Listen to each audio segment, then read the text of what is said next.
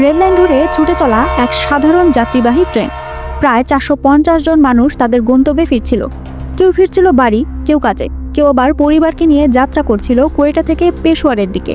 কিন্তু 10 অক্টোবর 2023 সালের ভোরে যে মুহূর্তে ট্রেনটি বোলান জেলার কাছে পৌঁছায়, সামনে অপেক্ষা করছিল পাকিস্তানের সাম্প্রতিক ইতিহাসের সবচেয়ে ভয়ঙ্কর সন্ত্রাসী হামলাগুলোর একটি।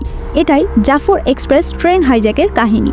ঘটনাটি ঘটে 8 অক্টোবর 2023 বালুচিস্তানের দুর্গম এলাকা বোলান জেলায়, এমন একটি জায়গা যেখানে পাহাড়, জনমানবহীন উপত্যকা আর ধুলোময় ক্যানিয়নের মধ্য দিয়ে যায় রেল লাইন। সেদিন সকাল 8টার দিকে কোয়েটা থেকে পেশোয়ারগামী জাফর এক্সপ্রেস একটি ভয়ঙ্কর আকস্মিক আক্রমণের মুখে পড়ে।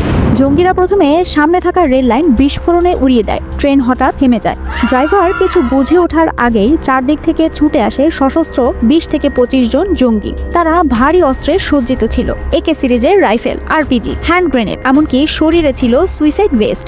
এক মুহূর্তে 450 জন যাত্রীর আনন্দময় যাত্রা পরিণত হয় দুঃস্বপ্নে। জঙ্গিরা ট্রেনে উঠে পড়ে। তারা বগির পর বগি ছুটে গিয়ে যাত্রীদের উঠিয়ে দাঁড় করায়। চিৎকার, আতঙ্ক, কান্না সব মিলিয়ে ট্রেনের ভিতরে নেমে আসে মৃত্যুর নিস্তব্ধতা।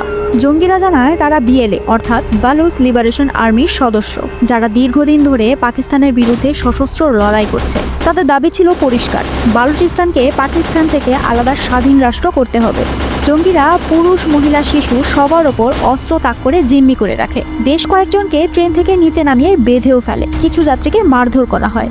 যাত্রীদের মধ্যে থাকা 70 বছরের এক বৃদ্ধ চিৎকার করে বলেন, যাচাই নিন, শুধু আমাদেরকে বাঁচতে দিন। কিন্তু জঙ্গিরা ছিল সম্পূর্ণ নির্দয়। এই সংকট মুহূর্তে পাকিস্তান সরকার তাৎক্ষণিকভাবে নিরাপত্তা বাহিনীকে পাঠায় বোলান এলাকায়। 9 অক্টোবর সকালে এক বিশাল যৌথ বাহিনী অভিযান শুরু করে। Pakistan army, Pakistan air force, frontier corps, special service group. অপারেশনটির নাম দেয়া হয় অপারেশন বোলান রেস্কিউ। এসএসজি কমান্ডোরা প্রথমে পাহাড়ের চূড়া দখল নিয়ে স্নাইপার পজিশন তৈরি করে। পরে ড্রোনের মাধ্যমে ট্রেনের চারপাশ স্ক্যান করা হয়। জঙ্গিরা অনেক জায়গায় উৎপেতে ছিল। পরিস্থিতি এতটাই জটিল ছিল যে ট্রেনের ভিতরে থাকা জিম্মিদের জীবন নিয়ে নিরাপত্তা বাহিনী ভয় পাচ্ছিল। অবশেষে দুপুর 2টার দিকে কমান্ডোরা অভিযানের মূল ধাপ শুরু করে। তারা কোঅর্ডিনেটেড আক্রমণে একযোগে চারদিক থেকে বিস্ফোরণ ঘটিয়ে জঙ্গিদের বিভ্রান্ত করে ফেলে। জঙ্গিরা পাল্টা গুলিবর্ষণ শুরু করলে 45 মিনিট ধরে ভয়ঙ্কর বন্দুক যুদ্ধ চলে। অভিযান শেষে অনেক জিম্মিকে জীবিত উদ্ধার করা হয়। তবে এই ঘটনা রক্ষা পেলেও দুর্ভাগ্যজনকভাবে সব যাত্রী ফিরে আসতে পারেনি। কয়েকজন যাত্রী গুলিবিদ্ধ হয়ে মারা যায়। কিছু নিরাপত্তা বাহিনীর সদস্য নিহত হন। জঙ্গিদের বড় অংশ অপারেশনে মারা যায়। আহতদের হেলিকপ্টারে করে কোয়েটা মিলিটারি হাসপাতালে পাঠানো হয়। জিম্মিদের একজন বলেন, আমি ভেবেছিলাম আজই আমার শেষ দিন। কমান্ডোরা না এলে আমরা কেউ বাঁচতামই না।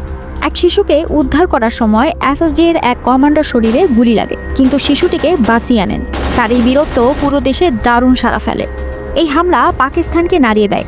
সোশ্যাল মিডিয়া, নিউজ চ্যানেল, আন্তর্জাতিক সংবাদ মাধ্যম সবাই খবরটি প্রচার করে।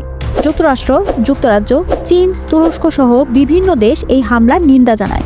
পাকিস্তান সরকার ঘোষণা দেয়, সন্ত্রাসবাদ নির্মূল না হওয়া পর্যন্ত অভিযান থামবে না। বালুচিস্তানে নিরাপত্তা বাড়ানো হয়। অতিরিক্ত সেনা মোতায়েন করা হয় ট্রেন রুটগুলোতে। বালুচ লিবারেশন আর্মি দাবি করে বালুচিস্তান নাকি পাকিস্তান শোষণ করছে। তাদের লক্ষ্য পৃথক গ্রেটার বালুচিস্তান তৈরি করা।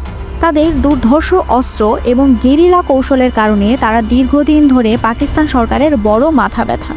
জাফর এক্সপ্রেস হাইজ্যাক তাদের সবচেয়ে বড় ও সংগঠিত হামলাগুলোর একটি।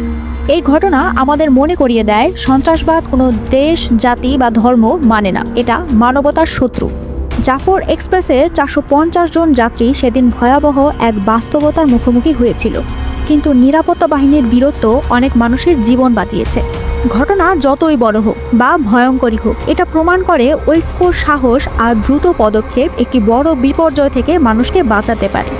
এটাই ছিল জাফর এক্সপ্রেস ট্রেন হাইজ্যাকের 2023 সালের ভয়াবহ ঘটনা। ভিডিওটি ভালো লাগলে লাইক দিন, শেয়ার করুন।